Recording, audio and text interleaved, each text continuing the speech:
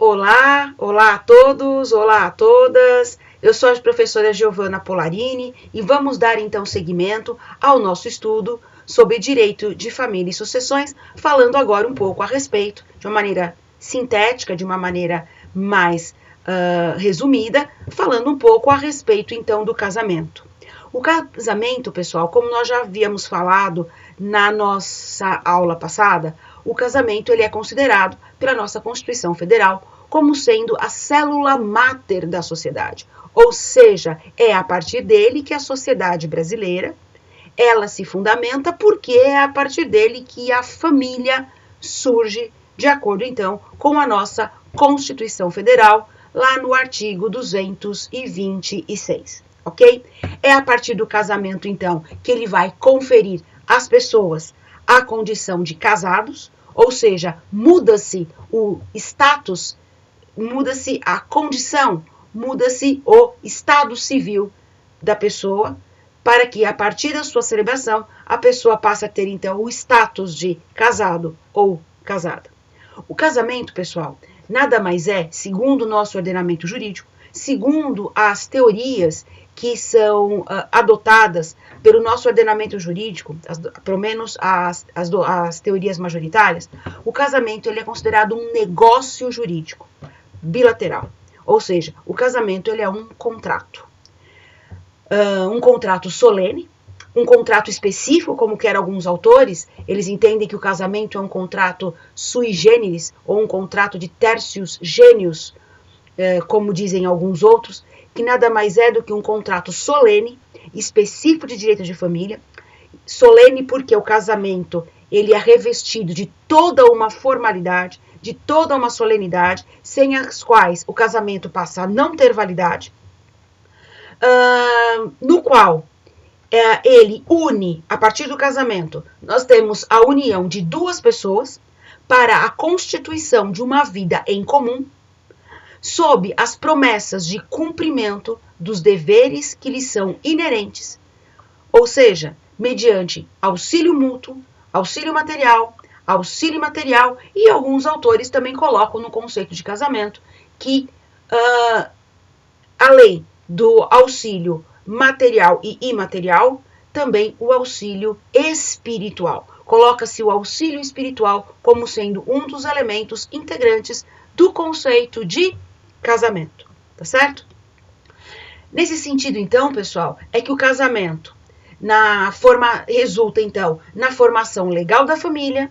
É a partir do casamento, então, que nós vamos ter a legitimação da filiação, que nós vamos ter também, a partir do casamento, a constituição de um patrimônio comum. Essa constituição patrimonial, ela não é obrigatória, né? Porque não são todas as pessoas que, ao se casar, conseguem constituir um patrimônio. Então, os autores dizem que resulta numa constituição facultativa de um patrimônio comum. E também, a partir do casamento, nós temos, então, a formação do vínculo de parentesco por afinidade. O que isso significa? A partir do casamento, surge um vínculo de parentesco com a família do outro cônjuge, que seriam os sogros, os cunhados e os filhos desses cunhados, que seriam, então, ou estariam fazendo, às vezes, dos sobrinhos, dos sobrinhos com quem se casou, tá certo? Então, como vocês podem verificar, o casamento ele é um ato complexo que depende exclusivamente da autonomia de vontade das partes. As pessoas, elas aderem livremente ao casamento. Ou seja, elas têm o direito ou a liberdade de, primeiro, escolher se querem ou não se casar e, escolhendo, então, se querem ou não se casar, também tem a liberdade de escolher com quem querem ou com quem devem se casar. Então, dentro do Instituto do Casamento, nós vamos encontrar o princípio da autonomia da vontade, amplamente amparado e sendo um dos princípios que fundamentam a própria instituição do casamento, tá certo? Nesse caso, então, uma vez que as pessoas, elas aderem ao casamento ou decidem se casar, elas, então, estão sujeitas, de forma livre e espontânea, as regras protetivas estabelecidas pelo Estado, não podendo ser modificadas, ok? Então, nós não podemos modificar nenhuma regra trazida pelo Estado quando o assunto é casamento. As pessoas que resolvem a ele aderir devem obediência a essas regras de forma integral e incondicional, ok? Um aspecto importante, pessoal, a ser estabelecido aqui é que, se nós pegarmos a doutrina, se nós pegarmos os autores, desde os clássicos até talvez os mais modernos, se nós pegarmos a própria Constituição Federal, nós vamos ver que, no conceito de casamento, nós temos ali que ele é a união entre homem e mulher, ok? Isso ainda está no texto do Código Civil, ainda está assim também no texto da Constituição Federal, ok? E alguns autores ainda continuam utilizando esses mesmos elementos para conceituar o casamento. Contudo, em 2011, nós tivemos, então, um recurso especial, tá certo? Que teve repercussão geral, no qual foi instituído a união homoafetiva. Até esse momento, então, nós tínhamos que a união homoafetiva era considerada um novo arranjo familiar, mas era considerado apenas uma união civil, no qual, então, as pessoas, naquele momento, elas estavam sujeitas à celebração de um contrato civil para que pudessem, então, estabelecer os direitos, as garantias e que pudessem ter, então, todos eles resguardados e respaldados. A partir daí, então, ainda que o texto do Código Civil e o texto da Constituição Federal não tenham se alterado expressamente, nós temos que todas as regras que dizem respeito ao casamento e que vem expressamente escrito união entre homem e mulher devem ser interpretados à luz então, dessa decisão, desse recurso especial de 2011, cujo número e a fundamentação estão todos eles explicados e estabelecidos lá no livro didático de vocês. Então, a partir desse momento, nós devemos interpretar esses dispositivos legais que trazem união entre homem e mulher como união entre pessoas. Substituímos, então, na interpretação, ainda que nós ainda não tenhamos esses dispositivos expressamente revogados ou expressamente modificados, as suas redações originais modificadas, ok? Isso é muito importante, até mesmo para vocês que vão, então, verificar a doutrina, estudar a doutrina, vão encontrar essa regra ainda. Então, não está desatualizado. Isso é porque o texto do Código Civil, eu repito mais uma vez, e o texto da Constituição Federal não foram alterados. Eles ainda continuam com as suas redações originais. Contudo, após, então, o trânsito em julgado do recurso especial de 2011, que é um recurso especial do Rio Grande do Sul, a união homoafetiva, ela foi regulamentada no nosso ordenamento jurídico, nesse momento, passando, então, a partir daquele momento, a sermos, que todos os operadores do direito deveriam, então, ou devem, então, interpretar aqueles dispositivos, substituindo a expressão homem e mulher pela palavra pessoa em seu lugar. Só que a sociedade evoluiu, e em 2013, então, o Conselho Nacional de Justiça, ele editou uma resolução, que é a Resolução 175, no qual, então, ele permite a habilitação e a celebração do casamento civil, ou então a conversão da união estável em casamento entre pessoas do mesmo gênero, tá certo? Então, nós tivemos uma primeira decisão com repercussão geral em 2011, que reconheceu juridicamente as relações homoafetivas, e em 2013, então, por meio da resolução 175 do Conselho Nacional de Justiça, nós tivemos, então, a regulamentação do casamento, ou então da conversão da união estável em casamento, entre pessoas do mesmo gênero. A partir daí, então, com mais propriedade ainda, nós devemos interpretar as regras infraconstitucionais à luz dessa resolução do Conselho Nacional de Justiça. Tá certo? Vamos falar um pouco, então, agora a respeito da natureza jurídica do casamento. Como eu havia comentado com vocês há pouco, existem algumas teorias que tentam entender o casamento e tentam qualificar ou classificar o casamento, né? Sendo que uma delas hoje é a adotada de forma majoritária. Aqui eu trago para vocês apenas aquelas que têm maior repercussão e maior relevância no nosso ordenamento jurídico, mas existem outras, inclusive essas que nós vamos conversar agora, elas comportam subteorias, mas que nesse nosso momento aqui, então, vamos tratá-las de uma maneira mais genérica, que é o que nos interessa.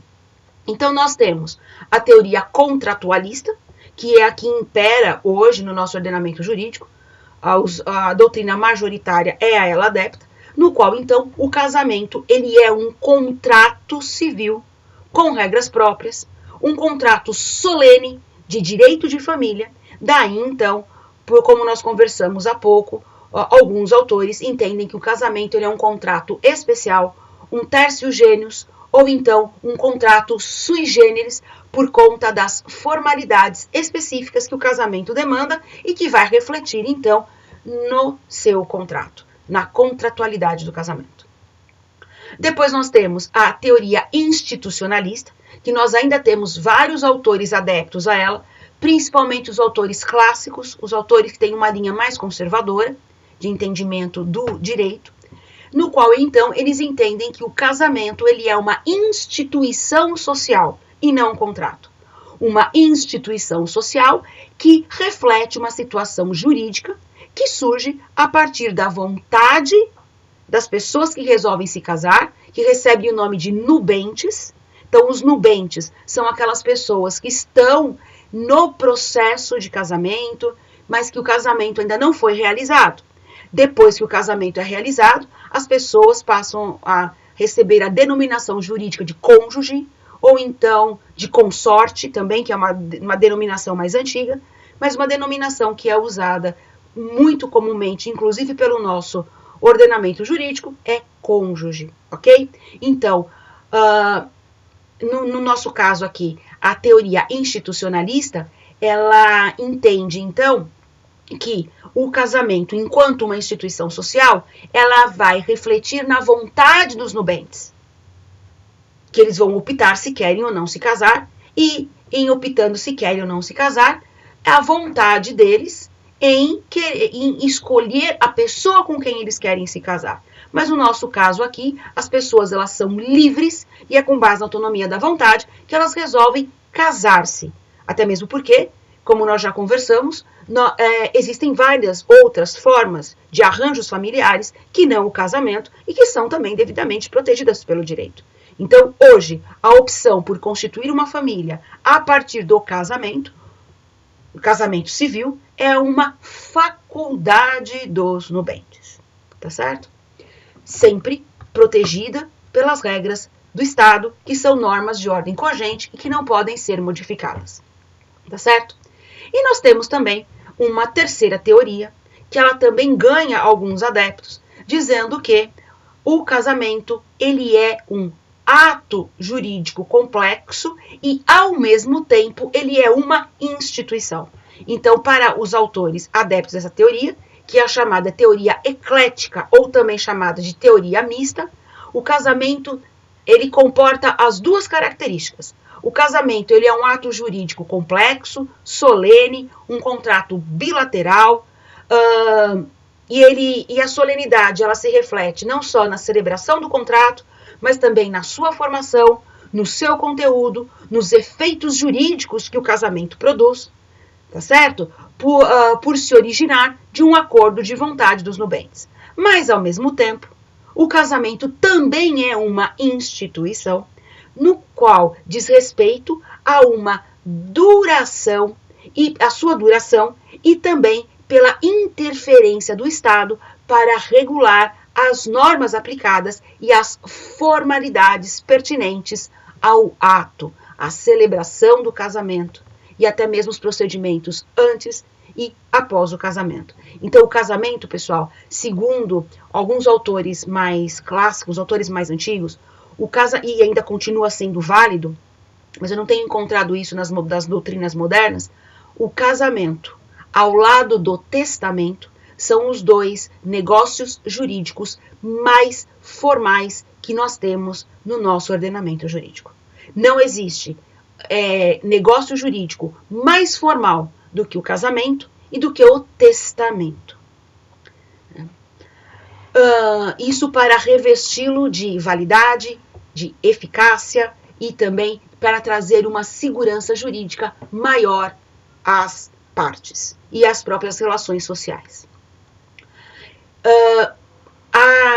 Nesse aspecto, então, pessoal, a solenidade do casamento, ela está, então, desde a sua origem, ou melhor, antes da celebração do casamento, na sua origem eu quero dizer antes da celebração do casamento, no qual então nós temos toda uma formalidade que é o processo de habilitação para o casamento, que é um procedimento administrativo, que corre perante o registro civil, o cartório de registro civil, no qual os nubentes elegeram para se casar, tá certo? Ele demanda então formalidade ou solenidade para a forma de celebração, na sua ritualidade, na sua ritualística. Tem toda uma série de rituais que devem ser seguidos para conferir mais segurança e seriedade ao ato, para fins também de validade e eficácia. E após o casamento, porque uma vez celebrado, o casamento deve ser devidamente registrado em livro próprio no registro civil, para dar publicidade a terceiros. Então, pessoal, o casamento, um dos efeitos da formalidade do casamento é justamente conferir publicidade, eficácia erga omnes. O casamento ele não pode ficar oculto. As pessoas não podem, uma vez casadas, ocultar esse fato da sociedade. Todos nós que interagimos em sociedade devemos e precisamos saber se aquela pessoa ela é casada ou não. Por quê? Porque vigora o princípio da monogamia. Isso significa o quê? Que no nosso ordenamento jurídico só é permitida a união exclusiva com uma única pessoa ao mesmo tempo. As relações poliafetivas, elas são inadmissíveis tanto juridicamente quanto em termos morais na nossa sociedade e também no nosso ordenamento jurídico. As relações poliafetivas, elas são ainda hoje caracterizadas como bigamia, e quem assim submete estará sujeito às penalidades por conta da bigamia. A bigamia não é mais crime, ela foi descriminalizada, mas ela continua tendo seus efeitos repercutidos na esfera civil. Esse assunto é muito importante, porque ultimamente nós temos visto na mídia diversas relações poliafetivas. Pessoas vindo a público dizer que vivem em uma relação poliafetiva. Essas relações poliafetivas não têm nenhum respaldo no nosso ordenamento jurídico, tá certo? Até mesmo porque eles não podem se casar com todas. Eles entre si não podem se casar com todas as esposas, ou com todas as mulheres, ou com todos os homens, tá certo? Elas não podem se casar entre si com mais de uma pessoa ao mesmo tempo. Então nós temos uma relação que muitas vezes as pessoas são casadas com exclusividade uma com a outra, e as demais são classificadas como concubinas, analisando essas relações poliafetivas de acordo com o nosso ordenamento jurídico. E essas relações concubinárias, na forma de poliafetividade, ela é inadmissível moralmente na nossa sociedade e também juridicamente é considerada como bigamia. O casamento, pessoal, aí nós temos algumas divergências na doutrina, porque alguns autores entendem que ele é indissolúvel e outros entendem que ele é dissolúvel. O que isso significa? O que isso quer dizer? Por que essa divergência? A regra geral segundo a doutrina convencional, a doutrina conservadora, ela diz que o casamento ele é indissolúvel e que a dissolução do casamento, a partir da separação ou do divórcio, são exceções, certo? Então, aqui nós estamos dentro dos conceitos de indissolubilidade. O casamento ele é indissolúvel, porque uma vez celebrado, ele tem os seus efeitos, né, para sempre, mas que excepcionalmente, ou seja, como exceção, ele pode vir a ser dissolvido pela separação e pelo divórcio.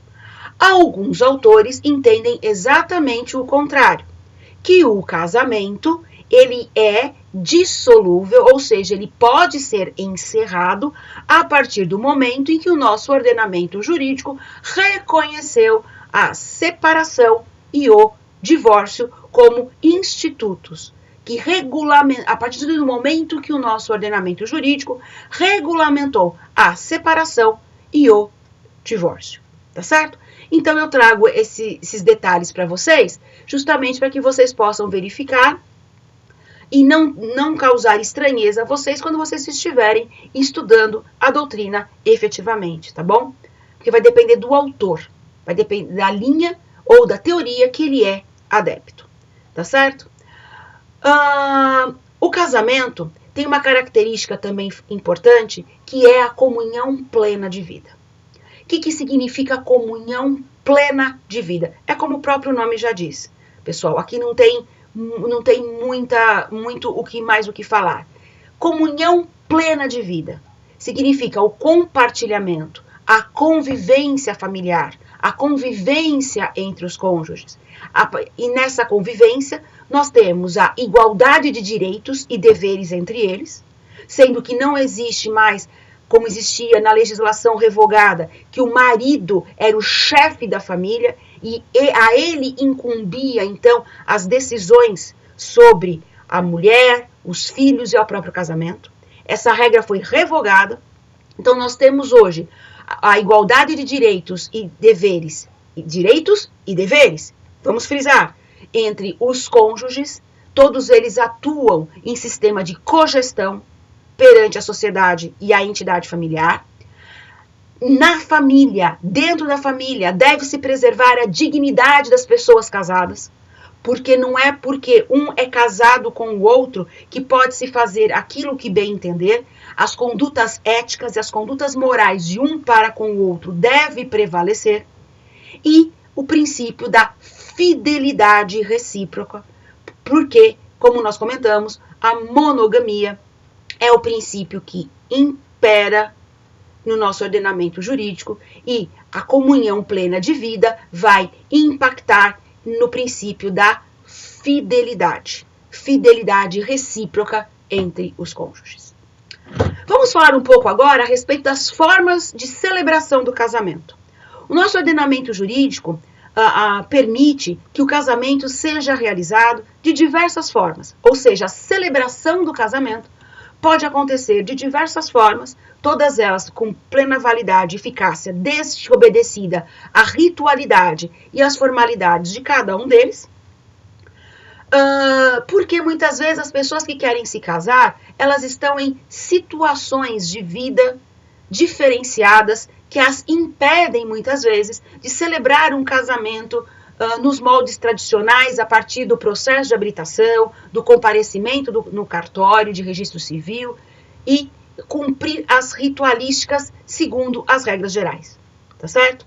Então, é por isso que o nosso ordenamento jurídico, ele permite formas especiais de celebração do casamento, desde que os nubentes, então, estejam naquelas situações de vida conforme descritas no Código Civil, para que possam, então, validar o casamento celebrado nessas condições. Então, o primeiro que nós já estamos falando a respeito dele já desde o começo da aula, que é o casamento civil, que é aquele realizado perante o oficial do registro do cartório de registro civil, tá certo? Na presença de duas testemunhas, e esse casamento civil, ele demanda uma habilitação prévia. que é essa habilitação prévia? É um procedimento administrativo que todos aqueles que querem se submeter ao casamento civil devem passar. Então, é um procedimento administrativo onde os nubentes vão levar os seus documentos pessoais, vão preencher alguns formulários e vão requerer a celebração do casamento. Vão requerer que o oficial do cartório de registro civil celebre o seu casamento na data, no horário e no local especificado por eles. Então, é essa a função da habilitação para o casamento. Um procedimento administrativo que, regra geral, temos exceções como vamos ver, ele é prévio à celebração do casamento. Isso significa que primeiro ingressamos com a habilitação para o casamento e posteriormente, então, é marcada a data, depois que o oficial do cartório, do registro civil, ele verifica que está tudo ok com a documentação, com as testemunhas e com os nubentes, que não existe nenhum impedimento para que eles venham a celebrar o casamento civil. Então, é marcada a data, o horário e o local para a celebração, para a cerimônia de celebração do casamento. Tá certo? Então, a habilitação ela é prévia, antes da celebração da cerimônia do casamento. Quer seja cerimônia religiosa, quer seja cerimônia civil. O casamento religioso com efeitos civis, que também ele é protegido e tutelado pelo nosso ordenamento jurídico, pela Constituição Federal, no qual, então, os nubentes, eles fazem a celebração, a cerimônia de celebração do casamento perante uma autoridade religiosa de qualquer credo, e não perante o oficial do cartório do registro civil. Tá certo? A partir daí, então, o casamento religioso com efeitos civis, ele pode ser feito de duas formas. Ou a habilitação para o casamento, ela não é dispensada. A habilitação para o casamento, ela ocorre de maneira prévia, antes da celebração, antes da cerimônia. Ou então, realiza-se a cerimônia religiosa e depois, com base na prova, geralmente é uma certidão, é um documento, de que aquele casamento foi realizado perante uma autoridade religiosa, ingressa-se com o processo de habilitação para o casamento perante o oficial do cartório de registro civil, para que aquele casamento religioso tenha validade perante a nossa sociedade, ou seja, tenha validade civil. Caso contrário, o casamento religioso, ele será considerado apenas para fins morais entre os nubentes, agora cônjuges. Mas ele não tem validade jurídica perante o nosso ordenamento jurídico. As pessoas casadas apenas perante a autoridade religiosa, elas são consideradas solteiras ou como não sendo casadas. Depois nós temos o casamento por procuração, quando um dos nubentes ele está impossibilitado por doença, por motivos de viagem, mas ele está impossibilitado de comparecer à celebração do casamento, à cerimônia de celebração do casamento. Então, é possível ser outorgada uma procuração pública com poderes especiais para o casamento, autorizando, então, uma terceira pessoa, autorizando alguém a comparecer fisicamente em seu lugar, mas para se casar por ele. Então, a pessoa que casa por procuração, ela não casa com o procurador, ela casa com o outorgante, tá certo? Depois nós temos o casamento em caso de moléstia grave. Lembrando a vocês, pessoal, só fazendo um parênteses, que todas essas formas, elas estão devidamente previstas no nosso ordenamento jurídico. Elas estão, todas elas estão detalhadas também no livro didático de vocês. Nós temos, então, o casamento em caso de moléstia grave, quando um dos nubentes ele está acometido por uma doença grave. O ordenamento não diz quais são essas doenças, isso fica a critério da jurisprudência, que o impede de se locomover e, consequentemente, ele está impossibilitado e impedido de de ir até a celebração do casamento, de ir perante a autoridade celebrante, mas que também não é possível que o casamento seja adiado. Nesse caso, então, o casamento ele é celebrado, geralmente no local onde o nubente doente ele está, na presença de 2 testemunhas. Depois nós temos o casamento nunculpativo, no qual um dos nubentes ele está em iminente risco de morte, ou seja, a morte é praticamente certa, que aquele nubente não vai sobreviver àquele problema de saúde que ele tem, por exemplo, mas ele está em pleno gozo de suas faculdades mentais. Então, nesse caso, o casamento ele é uma questão de urgência e de necessidade, porque não dá para esperar o nubente melhorar, porque ele corre risco de morte, e provavelmente ele não melhore.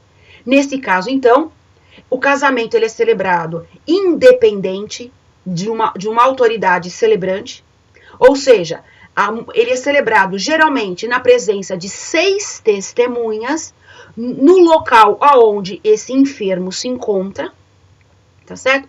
E é dispensado o processo de habilitação.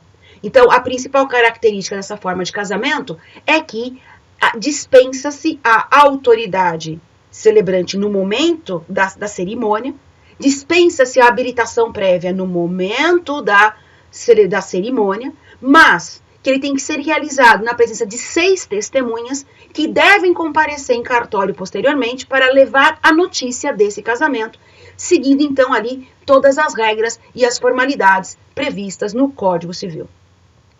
Depois nós temos também o casamento putativo, que é aquele que é contraído de boa fé por um ou por ambos os nubentes. Por que contraído de boa fé? Porque um deles ignora a existência de impedimentos para o casamento. Ou seja, um deles tem um impedimento para o casamento, sendo que o outro ignora a existência desse impedimento. Então ele está de boa fé. Ele se casa com uma pessoa tendo pleno conhecimento, ou plena ciência, melhor dizendo, de que está tudo ok, que não existe impedimento nenhum para o outro poder se casar com ele. Então aqui nós temos um casamento contraído de boa fé, por um ou por ambos os nubentes.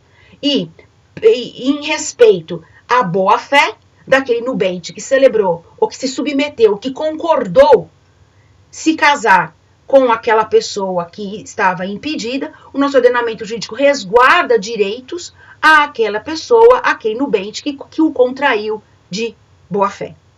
E por fim, nós temos o casamento consular. O casamento consular é aquele que é realizado perante o consulado brasileiro. E essa forma de casamento, muitas vezes acontece quando cidadãos brasileiros, eles estão fora do território nacional, ou seja, eles residem no exterior, mas eles querem se casar perante as leis brasileiras. Para isso, eles deveriam vir para o Brasil e aqui se casar em território nacional. Como muitas vezes isso não é possível, então os nubentes, os cidadãos brasileiros que vivem fora do país, eles podem se casar no consulado brasileiro no país aonde eles estão. A celebração é feita, então, perante uma autoridade consular brasileira, de acordo com as leis brasileiras, e esse casamento passa a ter validade no Brasil. Caso contrário, se os nubentes resolvem se casar perante as regras do país no qual eles estão vivendo, esse casamento não tem validade direta no nosso ordenamento jurídico, ele vai precisar passar por um procedimento de validação desse casamento, né, perante o Supremo Tribunal Federal, tá certo? Bom, pessoal, vimos as formas de casamento, vimos o que é casamento, vimos as formas como as pessoas podem se casar, mas também existem regras para que uma pessoa ela possa se casar levando-se em consideração a sua capacidade. Tá certo? Então, regra geral, não são todas as pessoas que podem se casar, mas aquelas que possuem capacidade específica para o casamento. Quais são essas capacidades específicas para o casamento? Em primeiro lugar, a pessoa ela tem que ter idade mínima de 16 anos. O nosso ordenamento jurídico proíbe o casamento de pessoas abaixo de 16 anos. 16 anos é considerado como sendo idade núbio, ou seja, a idade mínima para o casamento é de 16 anos. Contudo, dos 16 aos 18 anos incompletos, como a pessoa ela é relativamente capaz perante o direito civil, para que essas pessoas nessa faixa etária elas possam efetivamente se casar de forma válida, elas precisam de autorização dos seus genitores, autorização dos seus pais, de ambos, para o casamento. E nessas condições, uma vez autorizado o casamento só pode ser realizado pelo regime obrigatório de separação de bens. Tá certo? Se porventura um dos pais se recusa a conceder a autorização para o casamento, então ele pode se socorrer do Poder Judiciário a partir de uma ação específica, que é a ação de suprimento de consentimento. E é o juiz, então, que vai avaliar se as circunstâncias da recusa da autorização para o casamento por um dos genitores, e então é ele que vai decidir se aquele casamento daqueles menores entre 16 e 18 anos, de fato, ele pode vir a ocorrer. Tá certo, pessoal? Espero que essas informações tenham sido úteis para vocês. Espero que vocês tenham gostado e tenha ficado muito claro para vocês essa questão do casamento. É um assunto muito amplo, como vocês estão vendo. É um assunto muito específico. E que, então, nós vamos dar seguimento a ele na nossa próxima videoaula. Espero vocês, então, para darmos continuidade ao casamento. Até lá!